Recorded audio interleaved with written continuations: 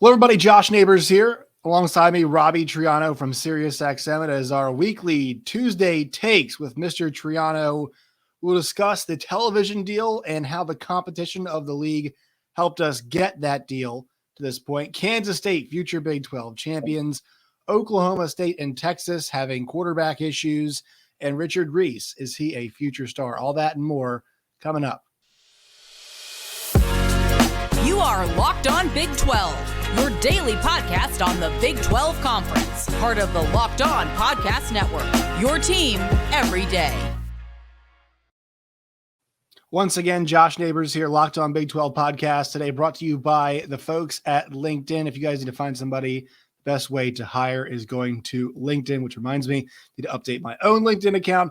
Robbie Triano is here. He would like to tell you guys, first off, subscribe to Locked On Big 12. But Robbie, you got some news too. So where can the folks now find you in addition to all the other places they used to? So when you're done listening to this and you're done listening to SiriusXM's Big 12 today, I'm starting a basketball podcast for all the Big 12 fans out there. So we'll talk about all things Big 12 basketball, men's and women's. It's called the Midwest Madness Podcast. Wherever you get your podcast, Spotify, Apple, whatever is in the world. We're going to YouTube soon, but season starts in 1 week. I know. 1 week. I can't believe. On Monday, November 7th, Big 12 basketball is here. I'm not ready. You're not ready. Get caught up with me. I'll take care of it. Yeah, part of the 10-12 network. Everybody knows they do great work over there. So glad to have Robbie now gets his own pod. Everybody's got a podcast these days. I know. So one thing, we have to talk about here before we get going, some of the takes is Robbie and I have been working, Robbie's been covering the Big 12 before I have, but it was really difficult. A lot of anxiety and stuff, and I've mentioned this before, but one thing you and I are going to talk about today is Kansas State and TCU, and we'll probably throw in some Baylor, we'll probably throw in some Oklahoma State, and we're going to talk about Texas Tech. And, all of those schools are not Oklahoma or Texas. And I think one thing we have to mention here is, Robbie, like how good this league performed and how it had to perform well, because one thing that we know in the Sports Business Journal article from the folks over there was that the competition of the league is what helped persuade Fox that they should still keep a Big 12 television package, which ultimately helped the Big 12 reach the figure that they reached and help them now eventually, we hope, distribute over $50 million in revenue per school when it all is said and done with everything totaled up in the end. But it helped them reach that 380 figure, at least for the television side of things per year. So I think it's just you and I were nervous, man. I remember you and I texting back and forth. We were nervous about the league because we didn't know about its future. We talked about, hey, we had to produce over on the SEC channel at Sirius. Is there, is the Locked On Big 12 podcast going to exist? All of this kind of stuff. And it felt like we got stabilized for a bit. But this was, I use a more of a term, like this was a nail in the coffin, right? This was the kind of, all right, we're okay. We're going to be fine. Because as much as we like to say, hey, it looks like the league's fine, we're going to be fine, there's still that small sliver of you, that small percentage of you that's still like, man, could the Pac-12 take these schools? Could somebody else take, could the Big Ten take Kansas? Well, no matter how small, there was a small portion of me that was always, no matter how small a fraction was, this took that away. And the competition of the league is why. They mentioned it in the article. This is why, this league will continue to persist and succeed. Yeah, and I think when it comes to this deal, I think the Big 12 has shown that it can be the entertainment that it is. Like, we watch sports because it is entertainment. Mm-hmm. And as much as we want to say college athletics is amateurism, it really isn't. It is entertainment. That's why we sit on Saturdays. That's why we care about this 8 days a week. It's because of this. And what the Big 12 is showing to be is entertaining. Like last week, TCU plays West Virginia. Best team in the conference, one of the worst teams in the conference. 7-point spread. I mean, like the fact that every game that you can watch is entertaining. And now with BYU into the fold, you can watch Big 12 football from 11 Central to the end of when BYU plays their night game and bet on that throughout your whole day for all the gamblers. If you Yeah. love just watching good football, it is proved that this conference over time is the innovator of football when it comes to their offenses, when it comes right now to how to stop these defensively with John Haycock and all of these different things. The Big 12, in my opinion, is the most fun conference, but it doesn't have the talent that is the Big 10 and the SEC. And what I think this deal is awesome for is because without a blue blood brand, they are making an investment, ESPN and Fox, to say, you know what? We believe in you to be incredibly entertaining. We believe that you will get numbers, and you showed it this year. So when people compare the Big 10 and the SEC deals, like, this isn't that at all. No. It isn't close. It doesn't pretend to be either. And I think we need to have an understanding of what this is. To make a metaphor or an example of it, Big 10 and SEC, they are the NFL. They are that. They have the talent. They will have the Alabamas. They will have all the name brands that you care for when it comes to the playoff picture and when it comes to winning national championships. I don't think the Big 12 has a national championship program in the works in the next 5 to 10 years. I don't think it's fair for me to even say, you know what, Baylor could, because I can't just say that right now. Recruiting rankings, everything involved. But what this league is showing is if that's the NFL, the Big 12 can be a very successful kind of XFL type of brand. If you want to get away from that and just get entertained and watch really good football and gamble on that, come to the Big 12. Come to that. You are guaranteed to have a solid watch every single week. And we are proving with a Kansas like that's not just an easy thing anymore. That's just not something you can skip while watching every Saturday. So I think this deal just shows that good football and good entertainment is worth something besides, you know what, you're in a really good TV market, or hey, your alumni base is really large. And the fact that it spreads throughout the whole country, it's really remarkable. Yeah, and they mentioned, I mean, you know, in the Sports Business Journal article, they mentioned like, hey, Kansas State and TCU are up top right now. Baylor and Oklahoma State played for the Big 12 championship game last year. All right. There's only 10 teams in the league. In the last 2 years, you know, it looks like there are the four top teams that you want to put in quotations, whatever, are non-Oklahoma or Texas teams as it stands right now. Obviously that could change, but that's got to be appealing to them. And you think about all the matchups that we've had the last few weeks, and I mentioned this before, but Oklahoma State and Kansas State. Oklahoma State and Texas did well, obviously involved Texas. Then we had Kansas State and TCU. We had Kansas State and Oklahoma State. This week on Big Noon on Big Fox, they're going to have Texas Tech and TCU, right? That's also nice. They're not going to Michigan for the 80th year. Yeah, they're not going. Yeah, not that they're going to play in Indiana 10th straight week, and it's going to be on Big Noon kickoff. Yeah, and that's a huge part of this, the competition. And look, like it's not those leagues, but I think back to like it's so funny covering this league. All the SEC, like what they have to worry about, like they don't worry about money at all, right? They just worry about number 1 versus number 2 in the country this week, Georgia versus Tennessee. Can't wait to do, and even that's pretty rare, right? I mean, Tennessee, Georgia is a pretty rare thing that's happening for them. In the Big Ten, I mean, it's essentially like, well, the one day, Robbie, that we're all waiting for is the last day of the season, because guess who plays? Ohio State and Michigan. And that game, to this point, I mean, we've seen both teams play Penn State, who's clearly the third best team. Well, I think the third best team in that league right now. In Illinois is right there. Illinois, they're in the mix. Don't get me wrong, but like Penn State, I mean, they hung a little bit with Ohio State. I think they are ahead right now, in my opinion, of Indiana or Illinois, excuse me. But like it's all going to come down to that. The SEC, it normally comes down to the last Saturday of the championship Saturday when Georgia plays Alabama. Now this year they're getting a few of them, right? Alabama, Tennessee ends up being huge, which means now Georgia, Tennessee is going to be huge. And so, so on and so forth. So they've actually gotten a few more than normal though, right? A few more than normal this year have ended up being really big for them, but they haven't had to worry about the things that we have to worry about. And, we've talked about television, talked about everything else, but amongst all this, like you talked about, that competition in the league has been occurring. I mean, we've had the ups and the downs in the Oklahoma State and the Baylor last year. I mean, what a game at the end, inches away from it was a crazy result as it was, but inches away as it was. We've had, as you mentioned too, Kansas surge in this league, and like Jalen Daniels, I'm not sure how good they do, but that guy is a legitimate star player. I don't care about if I'm a Division I coach, I'm trying to find a way to contact that kid and get him on my team. I'm going to try to poach that kid. That kid, hey, you can do better than Kansas, what I'm telling him. But I think he'll stay at Kansas. Not saying you should leave anywhere. But like there are, Deuce Vaughn. I mean, good Lord, that guy's going to have an awesome NFL career. You know what I mean? So while it's not like you mentioned Alabama or LSU or whatever, there's still a lot of talent in this league. And the nice thing is it's spread across all of these teams. And also these teams have to develop players too. Deuce is a great example, right? Too short, too short. He'll never be anything, whatever. Coaches were telling him he's too short.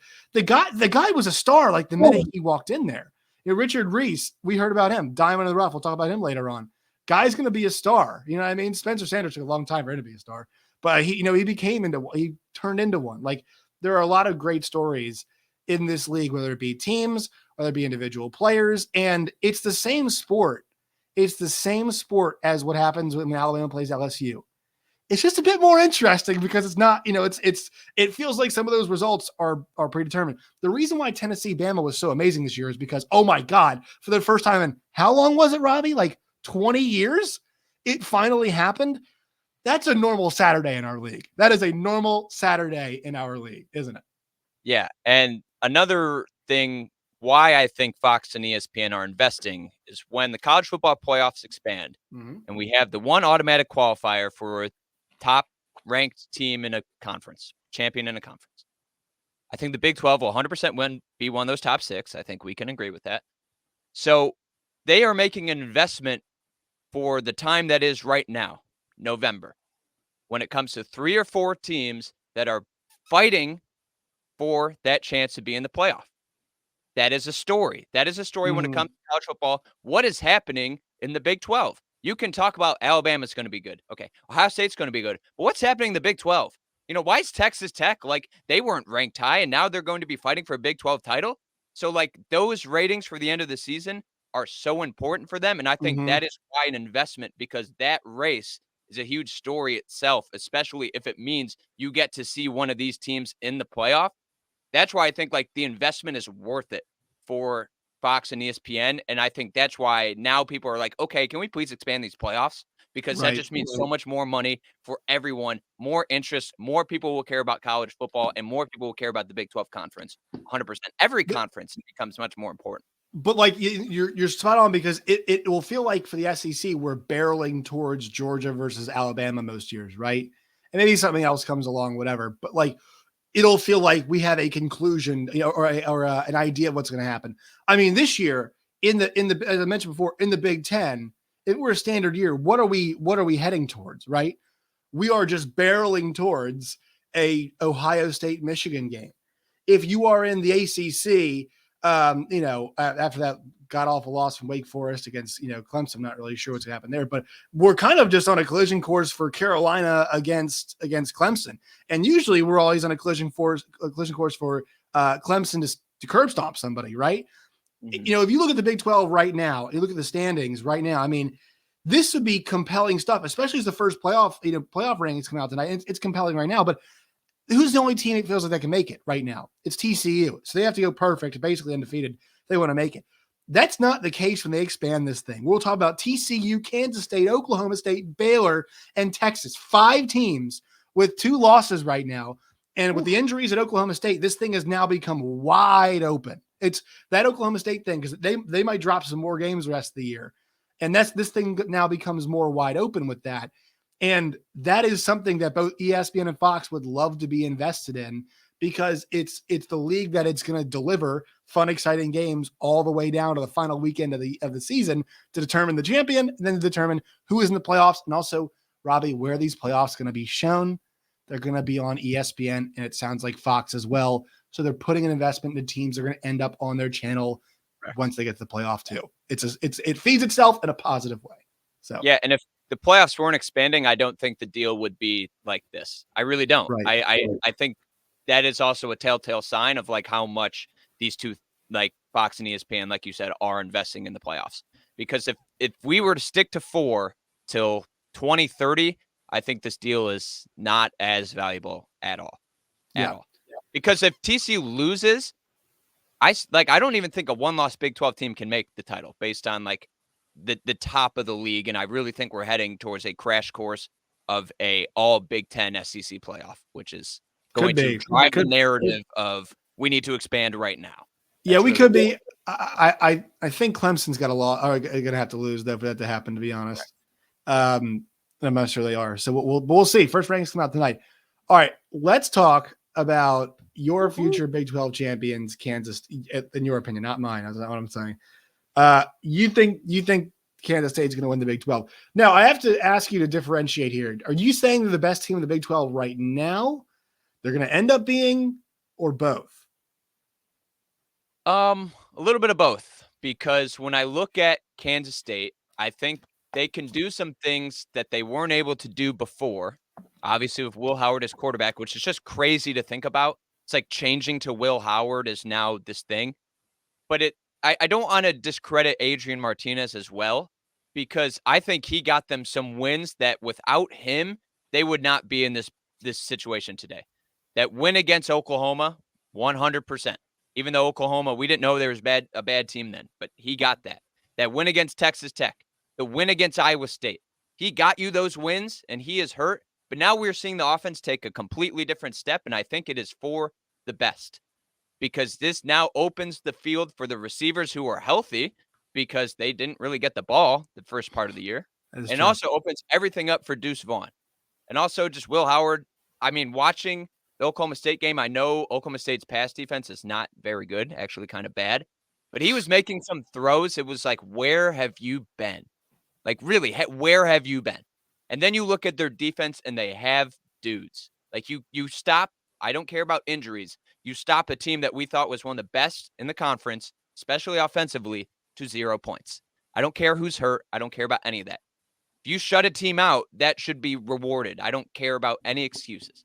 You shut a team out, and you have this offense going, and I think what they do better than TCU right now is their defense. And I think if they were to play in the Big 12 championship game, we're seeing what has been failing for TCU, even though it hasn't bit them in the butt, and that is bad first halves.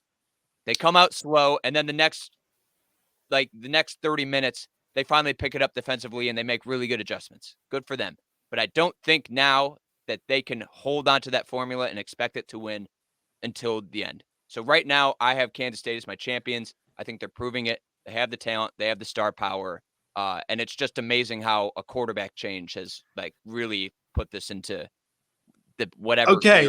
All right. But let's slow down on that. So I want to say, first of all, what a performance. What a performance of them last week. And I want to say on defense, like you said, they can rush the passer. They've got good linebackers. They can cover, right? They can do all of those things. They got guys who can make plays. The offense, and this is where the big question now comes. We were talking about this yesterday on Big 12 today. Our colleague Gabe Eichert said their offense is more dangerous now. I agree. I don't know if that means the offense is going to end up being better. And here's why. If it's working at full capacity and he's throwing the ball around like that, Robbie, he was throwing some missiles. That Cade Warner throw was heroic. I would almost say it was like somebody had, put Superman's cape all of a sudden. The throw at the goal line was a miss. I mean, he threw that thing on a straight line to Deuce Vaughn, only where he could get it. He was moving around. He was confident. That was great. I know he was banged up in the second half of the TCU game, but it's still the same guy. And it's just a week later. I know a week can make a big difference, but it was just a week later. So when the competition steps up a little bit, because it's so funny, because I was asking for that offense to have a more functional passing game, and I think they can with Martinez. There are still some missed throws. There were still some ducks against TCU. There were some confusing throws against Oklahoma State. Most of them were good though for the most part. I'll say that. Mm-hmm. I don't think we can watch that performance and say, all right, this is what Kansas State's offense is moving forward. What I can do is I can watch TCU drop napalm on teams 5 times a game. I mean, Robbie, it's getting ridiculous at this point.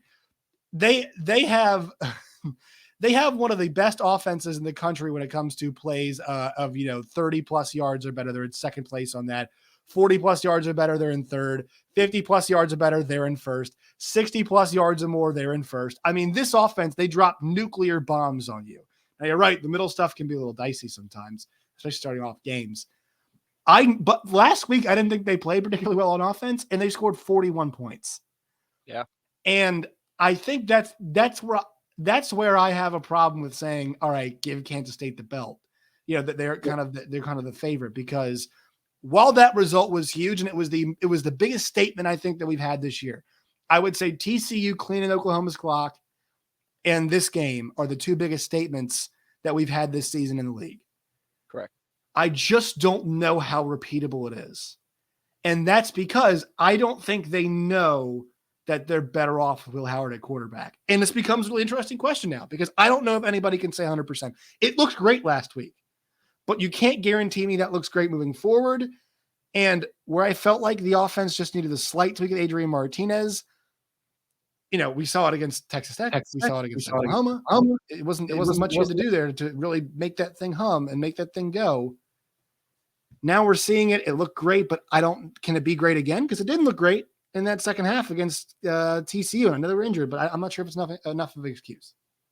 So what I think Will Howard just does in general, he may not be what he was against Oklahoma State. It's hard to have a backup quarterback what we've seen from him before.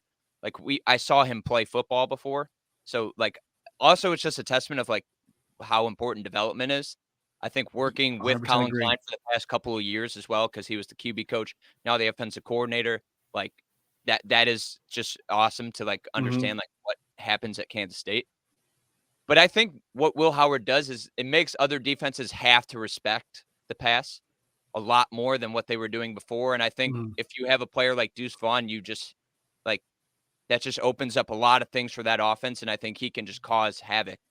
He can just wreak havoc on other defenses. So that's why I give that more credit, because I think right now, when it comes to teams in the race, I think Deuce Vaughn is the most electric, I would say, or I would say most valuable. He is arguably the most difference-making player in the league in the title race right now.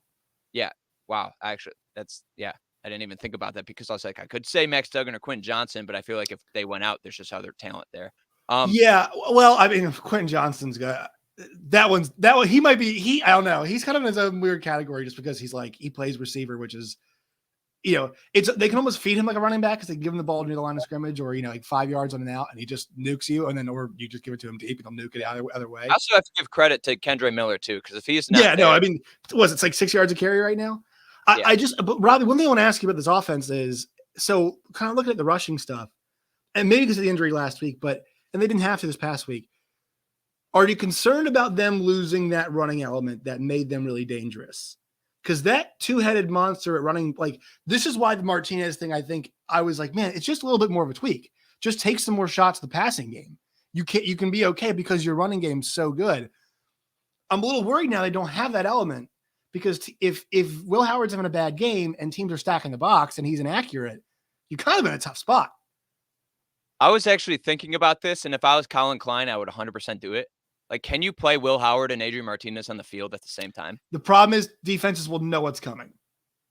But that's the deception. It could be Adrian Martinez is in the backfield with Deuce Vaughn. It's either we're handing it off, or Will Howard's going to pass it, or the other way, one of them can be a blocker. And I just think there's a lot of room for creativity there. Obviously, I don't know jack anything about X's and O's. Do you think they should do the Kansas thing where Jalen Daniels would hand the ball off to Jason Bean, who would throw it?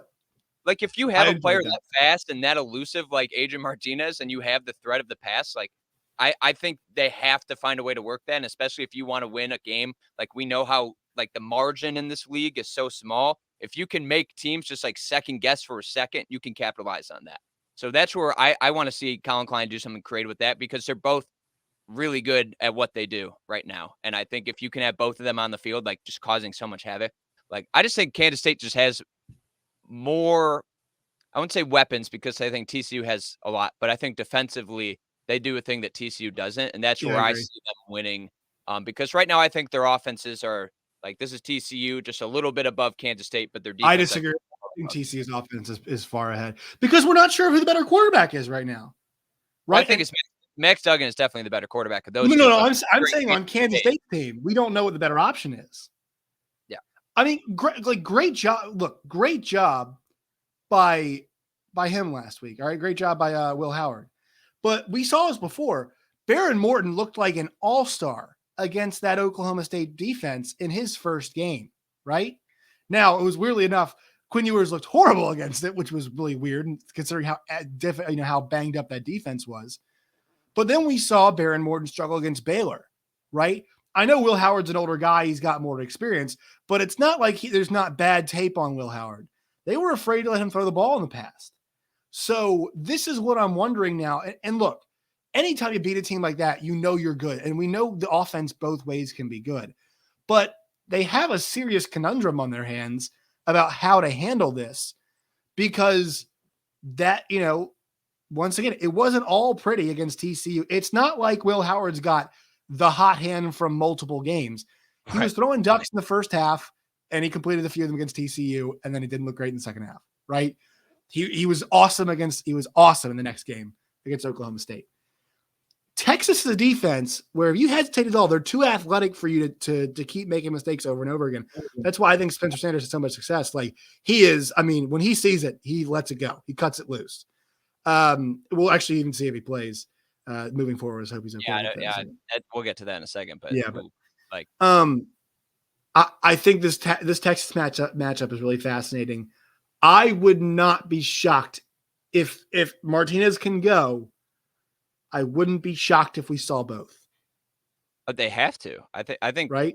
I also think that's what tripped up Oklahoma State a little bit as well, because Mike Gundy is saying like, "Oh, Martinez will play," and then Howard plays, and it seems like they didn't know what to do. Right, and he even said it afterwards. Right, he said they were poorly prepared. I feel like the preparation for that was just terrible. But now, like Kansas State has that card in their back pocket, be like, "We don't know. You don't know what we're gonna do." And I think that is like so confusing that with this part of the season, players are worn out, tired, all of these things. And for them to have this, like teams have to now focus on what exactly they need to prepare for. And if they don't put the time in the right places at this point, when players are going to be more tired and more fatigued and anything like this, like that is a trump card that they have. And that's why I think it's so special. For Kansas State, I just think it's really special, and it's a damn shame that they lost to Tulane, and especially I know. Well, it was, and that might be, there's your argument for Will Howard, right? I mean, if Adrian Martinez refuses to cut it loose, that's why. Look, Tulane's a good team, but we know Kansas State is that's a top 20 team for sure. They are talent wise. Like I definitely think that this was the year, if any. If they were to reach their maximum potential, if we were to simulate the season 1,000 times, their best one could be a college football playoff team, and that's a damn shame. And look, I just like to know this too. They're 1 away from they're over on the win total. I've got a 6.5 over ticket on Kansas State, which was ridiculous from the start. So credit to them. Looks like they're on their way. But this Robbie, let's put a pin in this conversation. Let's revisit it next week because we'll have a lot more answers next week after Kansas State plays Texas. Correct. All right. Let's go now to some quarterback issues. Feel really bad for both of these teams. Texas Tech built up about as much quarterback depth as you could like, and now they've got a problem where nobody knows who's healthy and who's not. And these guys don't look good at all, right? I feel bad for them all, but all three of them got in on the interception game last week against Baylor. And then Oklahoma State. Here's the thing. Texas Tech is so quarterback reliant, and they're very lucky that they've got 3 guys who can actually perform really well in that offense. We know all 3 of them can, and it sucks that they're all injured now. Oklahoma State, in a very different way, is dependent on its quarterback, but it's dependent on its quarterback, Spencer Sanders. You know what I mean? Like the quarterback is Spencer Sanders. He has been so fantastic to watch this year. I know last game was not good, but that was an entire team issue, not just a Spencer issue. Mm-hmm. And these 2 schools have been good stories this year. I think this situation, more so for Oklahoma State, could derail what's happening. I actually think Oklahoma State could get more derailed and end up with more wins than Texas Tech does. But their situation could be worse. Spencer just means so much to them. Yeah, and it's just really a shame because I thought he was having just like the season we all thought he was going to have. And for injuries to be like this, like he called himself a tough MFer, and that worked for a lot of weeks. But now it seems like I don't know, like there's no update, and I don't think we're going to get an update from Oklahoma State until we see them. Vegas clearly thinks that he's out. They're just a 2-point favorite at Kansas, and I think that line probably reflects the reality. That's the best guess I have. Yep. So it's a damn shame because I think this, like, I don't think it'll be. Maybe he'll play at the end of the season, but this is really the best Spencer Sanders we'll see, and he won't be playing in the Big 12 anymore. So that's a shame. And also, when it comes to Oklahoma State, you lose to TCU, you lose to Kansas State, you lose those tiebreakers, and then you play. I mean, they have a relatively easier schedule, but then with these injuries at Kansas, Iowa State, at Oklahoma, West Virginia, those are 4 easier games. But with what we just saw injury-wise, and like that depth is kind of beat up, like it's a damn shame because I thought Oklahoma State was kind of a pencil in, at one point a pen in to the title game, and for Spencer to go down, that's devastating. Yeah, it's a bummer. And that will allow either Gunnar Gundy or Garrett Rangel, whose mother is a fan of the show, to step into the spotlight. I believe it's Gundy. I think he took the snaps last week, but do you see the clip? Gunnar led them in rushing. Yeah. See the clip of his hands shaking? I mean, I saw that, and a lot of nerves there, obviously. So that situation is difficult. And I mean, Texas Tech, like, we always talk about how important quarterback depth is, but my God, like, it's been so good. And last week, I know the quarterbacks didn't play very well. They were never going to win the game with the way the offensive line played. They were never going to win that game. Baylor's defensive line, Robbie, I think showed up in a really impressive way last week. But now, I mean, with all 3 quarterbacks looking as bad as they did, like an average performance from any of them would have yielded, I think, a starter for this week. Now we've got no clue. I would keep rolling with Morton if it was me. That's the way I would do this. I mean, I think 100%. He's best shot to be your future quarterback, but conundrum now for Mr. Zach Kittley. Yeah, and that was just a poor performance. Like, I don't know what to think of Baylor. Once again, most confusing team in the Big 12. I think they're starting to finally grow a little bit. But Texas Tech, I mean, Baron Morton, 11 for 34, 3 interceptions. 2 of the quarterbacks come in. Combined, Tyler Shuck and Donovan Smith, 1 for 4, 2 interceptions. I mean, like, I understand that if a quarterback is this bad, you try someone else. But you're at the point of the Joey McGuire era, the Zach Kittley offense. And just as a program, I think you just need to roll with Baron Morton. I don't think giving Donovan Smith these 2 pass attempts are going to be the reason why he doesn't enter the transfer portal. I don't understand what you're doing. You got to ride with him through the thick and the bad. And they were in it for a bit until, I mean, Baylor, Christ. Yeah. So, I thought that Joey McGuire mishandled that. And I think moving forward, I think he should just trust Baron Morton. And like, honestly, to Baron Morton, I think we hyped him up way too much. I still think he's going to be the future of the league for a bit, but he's a redshirt freshman. Like, you have performances like this, like you do, and it just happened. I thought that game was a really good snapshot of where Texas Tech is and why Joey McGuire was hired. And look, like, it's good that he learned that lesson. I think he definitely learned the lesson from the game. But Baylor comes in, and Baylor's been so weird this year. I talked about it a bunch. And it's a big night, and they're honoring Mahomes, and it felt like all of the pressure was on them. And it makes you realize, like, while they were, this was the first time that they really didn't, like, you and I talked about them as kind of being the standard for being good in this league. Like, if you beat them, you feel good. That was not a performance where I didn't think that quality of play was commensurate with what they've been doing all season. And I think that's okay. It's a good lesson. It's a reminder of like where they have to go. Like, for them to be hosting big games at night against good teams and having, having chances to knock them off, and then have those big games turn into games like we've seen where it's a Kansas State TCU situation. That's they've got some work to do to get there, which is fine. Yeah. No, I agree with that. And it also is important. It's having a good offensive line is important. Baylor had 6 sacks. Jesus. So that I think the Zach Kittley offense is made to like get the ball out quick, And they did not do that. And it's really tough to be successful when your offensive line is bad and they stop the ability to do that. And you don't really have a running game. Like, we think Taj Brooks and Sarajic Thompson are good, but when it comes to the top of the league, like, they're not there.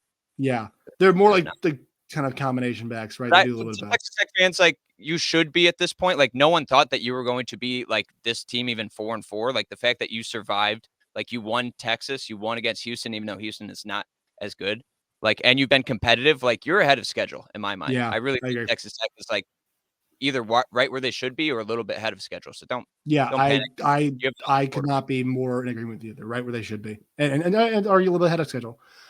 Richard Reese, future star, Dickie Reese, baby, 5th in the league in rushing. And you might say, well, 5th is not great. I mean, you want to hear who's ahead of him? Bijan Robinson, potential first-round pick. Deuce Vaughn, potential, player of the year in the league. Kendra Miller, who's having, 6.4 yards per carry, is pretty casual. Eric Gray, who's having an outstanding season in Oklahoma. We have not talked enough about Eric Gray, I don't think. He's having a great year over there. And then the 5th, it's the freshman, Richard Reese. And, if there's got to take that job. And look, he's not a huge kid, but he towed to the rock the other night, Robbie. I mean, what was it, 36 times, 38 times? That's a lot of trust for Dave Aranda to give a guy like that the ball that many times. And I think it talks about what kind of a player he is. It's also funny, too, because we thought when Gary Bohannon left and is Blake Shapen the starter, like, oh, this offense is going to look completely different. And it's like, oh, we have this kid back here. He just, like, explodes, and he's just, like, an amazing runner, and he's just, like, a bullhorn, and he just, like, runs over people. Oh, let's just do what we're doing. Let's play really good defense, and let's give this guy the ball. My take is after Deuce Vaughn and Bijan Robinson leave the league, which I think they will, if Deuce Vaughn comes back, like, good for him, but also you're a running back, and your window is so short to go to the NFL, so I think that's probably going to happen. After those two leave, I think it's Richard Reese's league. Like, when it comes to the running back position, he is exceptional. He is only a freshman. And the fact that he carried the ball 36 times as a freshman, like, we've been worried if Bijan Robinson gets the ball 30 times, if what will happen to his body. And the fact that this freshman is doing this, Baylor's going to be scary in a year. It did concern me, actually. I was like, oh my God, Dave, come on, you're going to ruin this kid's NFL career before he's playing. Baylor's going to be scary in a year or two. I think they're playing a lot of young players. And I think we're seeing some weapons that aren't there yet, but have potential. Baylor's going to be good. Baylor's not this year. I'm with you on that too. Also, a lot of Baylor fans are like, we can still win the Big 12. It's like, shut up. Like, no, you can't. Well, they technically, they're not out of this thing yet, right? Mathematically, sure, but like, you played your final three, Kansas State, TCU, Texas. Right. No. The problem is you lost to Oklahoma State and you lost to West Virginia. So I guess the thing is, everything for them is ahead of them. The problem is everything is ahead of them. They've got too many tough games left. Yeah. So you got Oklahoma, Kansas State, TCU, and Texas, and OU and Texas both on the road to bookend that. So look, you ain't winning all four. Sorry. Any Baylor fan who's in my mentions about this, like, just can you be realistic just for a second?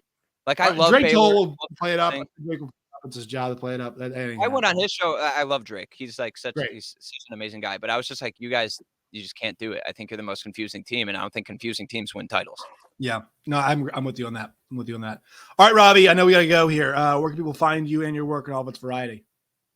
Big 12 Radio, SiriusXM channel 375. It's crazy to even think, but host of the Midwest Madness podcast, all things Big 12 basketball, happening in a week. Can't believe it. I'm not ready, but I'm trying to be as best as I can. You can listen to an episode right now, top 5 questions heading into the Big 12 season, and I touch on every single team. It's a great time. And follow me at the Triano Kid. Josh, I love doing this every Tuesday. I just want to let you know that. It's a pleasure, man. I will see you in a couple hours, and folks, we'll see you in the new episode coming out tomorrow as well.